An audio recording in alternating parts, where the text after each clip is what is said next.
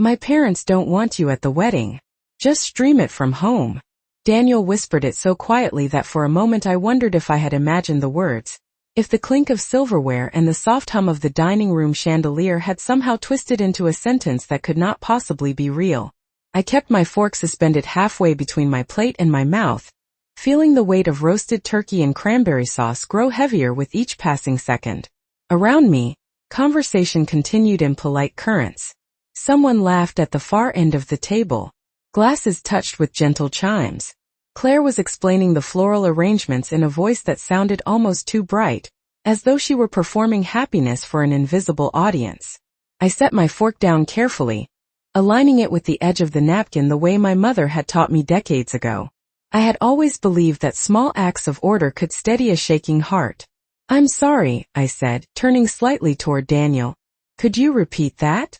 He smiled the same charming smile that had won over everyone when he first started dating my daughter. The smile that suggested reasonableness and patience. "It's nothing personal, Evelyn," he murmured, keeping his tone warm, almost apologetic. "My parents just want to keep the ceremony intimate. They're worried about space. They thought it might be more comfortable for you to watch the live stream. We'll send you the link." The word comfortable hung in the air like perfume that had gone slightly sour. I glanced down at my hands folded in my lap. The veins were more visible than they used to be. Thin blue lines mapping out the years I had spent holding this family together. I had baked birthday cakes, balanced checkbooks, waited in hospital corridors with lukewarm coffee growing cold in paper cups. I had never once imagined that I would be considered a complication. Claire did not look at me. She was describing how the centerpieces would include white peonies and eucalyptus, her voice flowing smoothly, her eyes fixed on her wineglass. The candlelight reflected in its curved surface, turning her expression into something blurred and distant. I wondered if she had known Daniel planned to tell me tonight. I wondered if she had rehearsed the silence she was offering me now. The smell of rosemary and butter drifted from the kitchen. Somewhere a timer beeped softly. The ordinary sounds of a family dinner pressed in around the extraordinary weight of what I had just heard. I reached for my water and took a slow sip, careful not to let the glass tremble against my teeth. "Of course," I said at last. "I wouldn't want to cause any inconvenience." Daniel's shoulders relaxed, as if he had been bracing for resistance. "You're very understanding," he replied. "We knew you would be." Understanding. It was a word I had been given my entire life like a medal I never asked to wear. I had been understanding when Claire moved across the country for graduate school and forgot to call on Sundays. Understanding when she married Daniel after only a year, insisting she had finally found stability. Understanding when holidays grew smaller and quieter, until they were reduced to text messages and carefully scheduled visits. Now I was being asked to understand my own absence from my granddaughter's wedding. I glanced toward the hallway where my coat hung over the banister, the garment bag with my new navy dress tucked safely inside. I had bought it 2 weeks ago after measuring myself twice in the mirror, determined to look elegant without drawing attention. The saleswoman had told me it was timeless. I had believed her. I had imagined Lily's smile when she saw me standing near the front pew, imagined the way she might reach for my hand before walking down the aisle. Instead, I was being handed a hyperlink. The chandelier above us swayed almost imperceptibly, casting shifting patterns of light across the polished table. I realized then that nothing in this room had changed except the truth I had just been given. The roast was still warm. The candles still burned steadily. Claire was still talking about flowers. Only I had been moved, gently and efficiently, to a place outside the celebration. I folded my napkin and placed it beside my plate. "Excuse me," I said, rising with what I hoped was dignity. No one stopped me. No one asked if I was all right. In the foyer the air felt cooler, quieter. I rested my hand on the smooth wood of the banister and allowed myself one small private smile. If they believed I would simply sit at home and watch my family begin a new chapter without me, they had misunderstood something fundamental about the woman who had raised them. I picked up my coat, feeling the weight of the garment bag brush against my arm like a promise I had yet to make. I drove home with both hands steady on the wheel, the dashboard clock glowing a soft blue that made the minutes feel louder than usual, and the quiet inside my sedan pressed against me like a question I was not ready to answer. The highway stretched ahead in a long ribbon of white lines and reflective signs, familiar and unremarkable, yet everything about the night felt slightly altered, as though someone had shifted the world a few inches to the left while I was not looking. When I reached my driveway, the porch light I had left on earlier greeted me with the same warm halo it always did, faithful in a way people rarely were. I unlocked the front door and stepped into a house that still smelled faintly of lemon polish and lavender from the candles I had lit that morning, preparing myself for a week of joyful anticipation. My heels clicked softly across the hardwood floor, echoing through rooms that had once held so much noise, laughter, hurried footsteps, the chaotic music of a family growing and changing. I set my purse down on the console table and paused beside the coat rack, letting the garment bag slide from my arm into my hands. For a moment I simply stood there, feeling the smooth fabric beneath my fingers, remembering how carefully I had chosen that dress. The saleswoman had measured the length from my shoulder to my knee, and suggested a pair of low navy pumps to match. She had asked what the occasion was, and when I told her it was my granddaughter's wedding, she smiled as though she could already picture the photographs that would follow. I carried the garment bag into my bedroom and laid it across the neatly made bedspread, the pale blue one I kept for special days. The house hummed quietly around me, the refrigerator cycling on in the kitchen, the faint ticking of the grandfather clock in the hallway marking each passing second with gentle authority. I opened the closet and hung the dress back in its place, smoothing the plastic cover as if that small gesture could preserve the future I had imagined. On the dresser sat the velvet box that held the family brooch, a delicate arrangement of tiny pearls surrounding a single sapphire that had belonged to my mother and her mother before her. I had planned to give it to Lily on the morning of the ceremony, just the two of us sharing a moment before the music began and the doors opened. I picked up the box and turned it in my hands, noticing how the lamplight caught on its worn edges, how time had softened its corners without diminishing its importance. Somewhere in the distance a siren wailed briefly and then faded, leaving behind an even deeper silence. I sat down on the edge of the bed and allowed myself to replay the evening in slow motion, Daniel's careful whisper, Claire's unwavering focus on her wineglass, the way no one had reached out when I stood to leave. It was not the cruelty of a shouted insult that unsettled me. It was the efficiency of being quietly removed from the narrative of my own family. I rose again and walked into the kitchen, pouring myself a glass of water and watching the bubbles settle as if they too needed time to decide where they belonged. On the counter lay the wedding invitation, its embossed lettering still elegant, still promising a celebration that now felt like it existed in another dimension. I traced the date with my fingertip, calculating the days remaining, the hours, the small practical tasks I had already completed out of love and habit. The caterer's final balance was due next week, a responsibility Claire had mentioned casually over the phone, trusting that I would handle it the way I always did. I placed the invitation back on the marble surface and let out a slow breath that seemed to travel all the way from my shoulders to the tips of my fingers. Understanding had always been my role, but understanding did not require surrender. I turned off the kitchen light and stood for a moment in the dim glow from the hallway, feeling the quiet strength that sometimes arrives when disappointment settles into clarity. If they had decided I should watch their happiness through a screen, then perhaps it was time for me to decide what parts of myself would remain just as out of reach.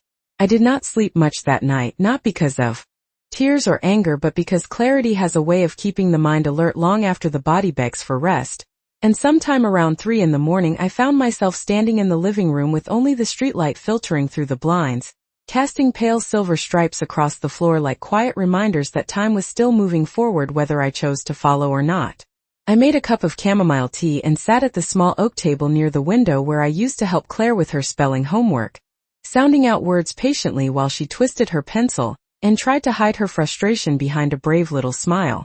It is strange how memory does not arrive in neat chronological order, but instead drifts in like scattered leaves.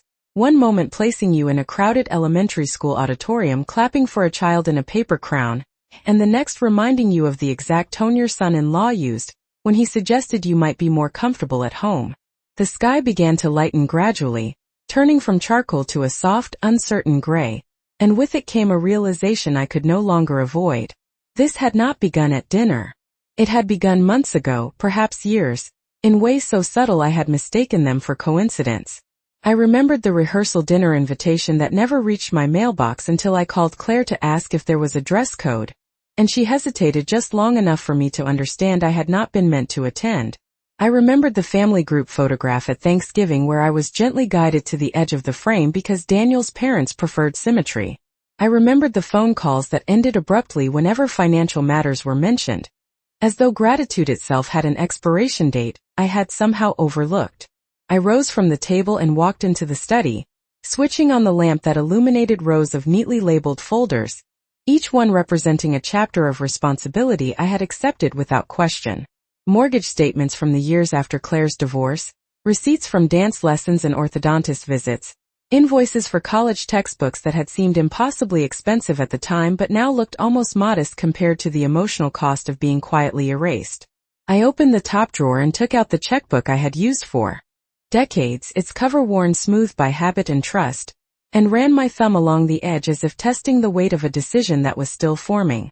Outside, a delivery truck rumbled past, its headlights sweeping briefly across the ceiling before disappearing around the corner. The ordinary world was waking up, unaware that mine had already shifted. I thought of Lily then, her laugh bright and unguarded, the way she used to curl up beside me on the sofa with a blanket and a bowl of popcorn, asking questions about my childhood as though the past were a place she might someday visit. She deserved honesty, not a carefully edited story about why her grandmother was suddenly absent from the most important day of her young life. I returned to the bedroom and opened the velvet box again, letting the sapphire catch the growing morning light until it glowed like something alive. There was power in choosing when to speak and when to remain silent, in deciding which doors would stay open and which would close without ceremony. I placed the brooch back inside its lining and closed the lid with a soft click that sounded far louder in the stillness than I expected. On the nightstand, my phone rested face down, a small rectangular promise of messages that had not yet arrived. I did not reach for it. Instead, I pulled the curtains wide and watched the first thin ribbon of sunlight stretch across the lawn, warming the frost that had gathered overnight into something fleeting and bright. Understanding had shaped my life, but it would not dictate my future. Somewhere between the fading stars and the sound of a neighbor starting his car, I knew that the story unfolding around me was no longer one I intended to watch from the sidelines. By mid-morning, the sunlight had settled fully into the house, filling the kitchen with a brightness that made every surface look newly defined, as though the world itself were encouraging decisions that could no longer be postponed, and I stood at the counter with a yellow legal pad in front of me, drawing slow deliberate lines down the center of the page to separate what I had done from what I would no longer do. The refrigerator hummed softly behind me, the familiar rhythm of an appliance that had outlasted arguments, celebrations, and quiet winters. When it seemed the only steady sound in the house, I wrote Claire's name at the top of the left column and began listing the years I had stepped forward without being asked, paying deposits on summer camps, covering rent when her job had disappeared overnight, wiring money for unexpected medical bills that she had tried to disguise as routine checkups. None of it had ever felt like sacrifice. It had felt like motherhood. Still, seeing the numbers and dates lined up in neat blue ink gave me a perspective that memory alone had refused to offer. On the right side of the page, I left the space blank for a long time, tapping the pen lightly against my thumb, as if waiting for permission that was never going to arrive. Outside, a neighbor's lawnmower started up with a rough metallic growl, slicing through the quiet in wide predictable passes that reminded me of the years I had spent keeping everything trimmed and orderly, believing that effort would always be recognized. I moved to the sink and rinsed my teacup, watching the thin spiral of steam rise and vanish into the air. The wedding invitation still rested on the counter where I had left it the night before, its embossed edges catching the light like a promise someone else had made on my behalf. I slid it into a drawer with a gentle motion, not out of anger but out of necessity, the way one closes a book when the story begins to repeat itself. My phone vibrated then, a single quiet pulse that seemed to travel through the marble surface and into my hand before I even realized I had picked it up. Lily's name glowed on the screen. For a moment I simply looked at it, remembering the weight of her small fingers wrapped around mine on her first day of kindergarten, the way she had insisted I walk her all the way to the classroom door even though other grandparents had stopped at the curb. I answered with a calm hello that surprised even me. Her voice was bright but uneven, as though she were balancing excitement and worry on the same fragile wire. She spoke about seating charts and final fittings, about a photographer who wanted candid shots of family interactions, about how much she hoped I liked the shade of blue she had chosen. For the bridesmaids, I listened without interrupting, picturing her moving quickly through sunlit rooms filled with ribbons and laughter, unaware of the shadow that had already been cast across her plans. They had referred to certain people as variables rather than family, how they had spoken about aesthetics and logistics as though love could be rearranged like table linens. She said she had assumed I knew, that someone must have called me, that the absence of my name from rehearsal schedules and photo timelines had been a simple oversight easily corrected.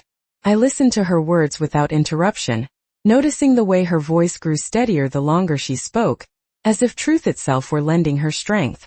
When she finished, she looked at me with a mixture of guilt and defiance, waiting for anger that never arrived. I reached into my bag and placed the velvet box between us, its worn edges a quiet reminder that some legacies are measured in patience rather than ceremony. She touched it with hesitant fingers, recognizing it immediately, and I saw the reflection of childhood memories flicker across her face like sunlight moving through leaves. I told her that gifts carry meaning only when they are given freely, not when they are used as decoration for someone else's expectations, and that dignity cannot be scheduled between floral consultations and seating charts. The waitress refilled our glasses, her movements efficient and kindly indifferent, and I realized how often strangers had offered me more uncomplicated grace than those who knew my history. Lily opened the box slowly, the sapphire catching the afternoon light with a quiet intensity that made both of us pause. She whispered that she had always imagined I would be there when she walked down the aisle, not because tradition required it, but because presence itself can anchor a person against the unpredictable tides of a new beginning. I told her that presence takes many forms, and that sometimes the most powerful way to stand beside someone is to refuse the conditions that diminish both of you. We spoke then about practical matters that had previously felt automatic, about deposits and final payments, about the expectations Daniel's parents had carried into every conversation like invisible luggage. I explained calmly that I would not be completing the last transfer for the catering balance, not as punishment but as acknowledgement that support should never be assumed in the same breath as exclusion. Lily's eyes widened with a realization that seemed to ripple through her posture, straightening her shoulders in a way I had not seen since. She was a child insisting she could tie her own shoes. Outside, a gust of wind scattered dry leaves across the sidewalk, their restless movement mirroring the shift that was taking place at our table. She reached for my hand then, her grip firm and warm, and told me she would speak to her mother before the day ended. I nodded, knowing that courage often arrives disguised as necessity. When we stood to leave, she tucked the velvet box carefully into her purse as though safeguarding not just a piece of jewelry but a version of herself she was only beginning to claim. We stepped back into the bright afternoon together, the hum of the city wrapping around us like a reminder that change rarely announces itself with fanfare, choosing instead to unfold quietly in the space between what has always been done and what can no longer be endured. The evening after I met Lily, the house felt different again, not heavier this time but sharpened somehow, as if the air itself had been clarified by the decisions already set in motion, and I moved through the rooms with a steady awareness that every familiar object now carried a quiet sense of purpose. I opened the study window to let in the cool breeze that had begun to sweep through the neighborhood, carrying with it the distant sounds of children playing basketball on the corner, and the low murmur of televisions flickering behind drawn curtains. Life was continuing everywhere, indifferent and constant, and that simple fact grounded me more than any reassurance ever had. I sat at my desk and reviewed the folder marked wedding expenses, its tabs carefully labeled in my own handwriting from months ago, when helping Claire had still felt like participation rather than obligation. The final invoice from the catering company lay on top, printed on thick cream paper that suggested importance without actually possessing any. I read the total once, then again, allowing the numbers to settle into my understanding like stones finding their place at the bottom of a clear stream. My pen rested beside the checkbook, unmoving. I did not feel dramatic or triumphant. I felt precise.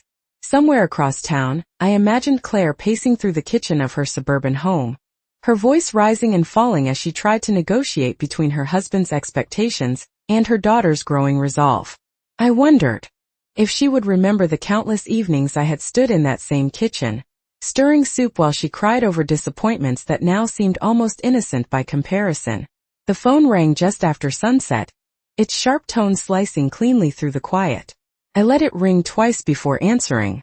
Claire did not bother with pleasantries.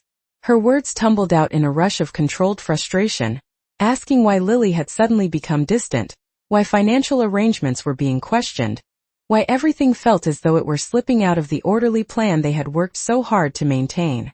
I listened, leaning back in my chair and watching the sky outside the window fade from gold to a muted violet that hinted at the coming night. When she paused for breath, I spoke calmly, explaining that participation requires invitation, that generosity cannot survive indefinitely in an environment where it is expected but not respected. There was a long silence on the line, heavy with realization she had postponed for years.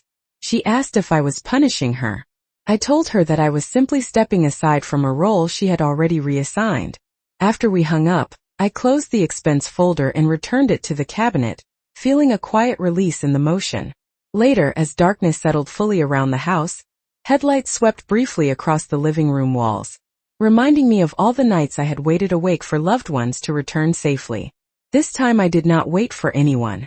I brewed another cup of tea and carried it onto the back porch, wrapping a light shawl around my shoulders against the early autumn chill. The stars were faint but steady, scattered across the sky like distant witnesses to choices that felt both deeply personal and universally familiar. I thought about Lily holding the velvet box in her hands, about the way her voice had grown stronger with each truth she allowed herself to acknowledge, and I understood that change rarely happens in a single dramatic moment. It unfolds quietly, through small refusals and measured steps that alter the course of entire families without ever raising their voices. Somewhere a dog barked once and then fell silent. I took a slow sip of tea and allowed myself the rare comfort of certainty. The wedding day was approaching, and with it the inevitable unveiling of who had been standing where all along. The morning of the wedding arrived with a pale wash of sunlight spreading slowly across my bedroom walls, quiet and deliberate, as if even the day itself understood that something significant was about to unfold without ceremony or announcement. I woke before my alarm, listening for a moment to the soft ticking of the clock on the dresser, and the distant hum of a garbage truck making its steady way down the street, collecting the remnants of ordinary lives that continued regardless of private storms. For years I had imagined this morning differently. I had pictured myself standing in front of the mirror adjusting the clasp of the sapphire brooch at my collar, rehearsing a few simple words of pride and encouragement for Lily, smoothing invisible wrinkles from a dress chosen not for vanity but for respect. Instead I rose slowly and wrapped a light cardigan around my shoulders, feeling neither bitterness nor regret, only the calm awareness that comes when expectations have been replaced by intention. In the kitchen I brewed coffee and watched the steam curl upward in delicate ribbons, dissolving into the brightness that was gathering beyond the window. The catering company would be expecting confirmation by noon. I knew this without checking the invoice again. I had memorized every detail weeks ago out of habit and love. Now habit had been replaced by clarity. I sat at the small table where I had once helped Lily with her multiplication tables, the surface still bearing faint scratches from years of homework and holiday crafts, and opened my checkbook to the page I had left blank. My pen rested lightly between my fingers. For a moment I allowed myself to imagine how easily this story might have continued. I could have written the amount, sealed it in an envelope, delivered it quietly to Claire's doorstep like so many other solutions I had provided without question. The wedding would proceed exactly as planned. My absence would be explained away with gentle half-truths. Everyone would smile in photographs that would never include me. I closed the checkbook. Outside, a breeze lifted the wind chimes on the porch into a soft, uncertain melody that felt like agreement. My phone buzzed against the table, a message from Lily that read simply, "I understand now. Thank you." I read the words twice, not because they were unclear, but because their weight deserved recognition. Understanding had once been my role. Now it belonged to her. I poured my coffee into a travel mug and stepped onto the back porch, the grass still damp with dew that sparkled briefly before disappearing into the warming air. Across the fence, my neighbor was loading folding chairs into the trunk of his car, preparing for a church fundraiser that would bring together people who believed presence still mattered. The sight made me smile in a way I had not expected. I thought of Claire then, moving through the rented bridal suite with a clipboard in her hand, checking off details that no longer fit together as neatly as she had hoped. I thought of Daniel's parents adjusting their carefully arranged seating chart, puzzled by the subtle shift in tone that would ripple through the day like an undercurrent no one could fully name. And I thought of Lily fastening the velvet box inside her purse, carrying both legacy and choice toward an aisle she would now walk with clearer eyes. The sun rose higher, casting long confident shadows across the yard, and I realized that this morning did not belong to disappointment. It belonged to decision. I turned back inside and placed the unopened invoice into the cabinet with the other folders that no longer defined me, feeling a quiet release travel through my chest, as though I had set down something far heavier than paper. Somewhere in the distance church bells began to ring, their measured cadence marking the beginning of ceremonies I would not attend, and I lifted my mug in a small private acknowledgement of the truth that had finally found its way into the light. At the exact hour the ceremony was scheduled to begin, I found myself standing by the wide front window of my living room, the sheer curtains lifting slightly with each passing breeze as though the house itself were breathing more freely than it had in years, and I watched a procession of cars glide along the street carrying people toward places where they believed their presence would be welcomed. I had not turned on the live stream link that had arrived earlier that morning in a message carefully worded to sound thoughtful rather than exclusionary. The unopened notification rested quietly on my phone like an invitation to observe my own absence, and I chose instead to remain in the tangible world of polished floors, ticking clocks, and sunlight that moved in slow deliberate patterns across the walls. I poured myself a glass of iced water and carried it to the small writing desk near the window, where I sat down with the composed stillness that had become my closest ally. Somewhere across town, music would be beginning to swell inside a chapel filled with flowers arranged to perfection, guests smoothing their formal attire, whispers traveling through rows of wooden pews about unexpected adjustments and unanswered questions. Lily had sent one final message just minutes earlier, a single photograph of her hands resting in her lap, the velvet box visible beside a folded handkerchief embroidered with her initials. I studied the image carefully, noticing the way the sapphire caught the light even through the grain of the phone screen, and I understood that the moment she had reached for that box had altered more than the sequence of a wedding day. It had shifted the balance of quiet assumptions that had governed our family for too long. I set the phone face down and listened to the faint echo of church bells carried on the wind, their sound softened by distance yet unmistakable in purpose. The neighborhood around me continued its gentle rhythm. A mail carrier walked steadily from house to house. A child rode past on a bicycle with streamers fluttering from the handlebars. Life did not pause simply because a story was reaching its turning point. I moved into the kitchen and opened the cabinet where the invoice remained tucked among other papers that had once dictated my decisions. For a moment I held it in my hands, feeling the crispness of the unused envelope, the subtle weight of an expectation I had finally set aside. I returned it to its place without ceremony, closing the cabinet door with a soft decisive click that sounded louder than any declaration. Hours passed in quiet succession. I watered the plants on the back porch, trimmed the stems of fading roses in a vase near the sink, folded a stack of freshly laundered towels with careful precision. Each small task grounded me in the present, reinforcing the truth that dignity is not an abstract concept, but a series of deliberate choices made when no one is watching. In the early afternoon my phone rang again, this time with Claire's name illuminating the screen. Her voice when I answered was thinner than usual, stretched between composure and something closer to alarm. She spoke quickly about unexpected complications, about last-minute rearrangements that had left gaps no one had anticipated. I listened without offering solutions, allowing her words to settle into the silence they had helped create. When she asked if I was watching, I told her gently that some moments are meant to be lived rather than observed. There was another pause, longer than the first, and in it I sensed the beginning of an understanding that would not arrive all at once. Ever heard it? Carrying both relief and a quiet astonishment at her own courage. She told me she had spoken before the first toast, that she had thanked those who had stood beside her not only in joy but also in truth, and that she had refused to pretend certain absences were accidental. There had been murmurs, she admitted, and faces that tightened in polite confusion, but there had also been unexpected nods of understanding from people who had watched the subtle tensions of our family for years without knowing how to name them. I listened with my eyes closed, picturing the way light might have reflected off polished dance floors and crystal glasses as her words settled into the room like seeds carried on a sudden wind. Claire had wept, Lily said, Not from humiliation but from recognition, as though a curtain she had kept carefully drawn had finally been pulled aside. Daniel's parents had retreated into measured smiles that no longer concealed their disappointment as effectively as before. None of it sounded dramatic. All of it sounded inevitable. After we ended the call, I remained seated on the porch with the evening air cooling gently around me, the scent of jasmine drifting from the garden and mingling with the distant laughter of a backyard gathering down the street. The sky deepened into shades of rose and indigo, colors that reminded me of the dress still hanging untouched in my closet, a garment I would no longer associate with loss but with clarity. My phone rang once more just as the first star appeared above the rooftops.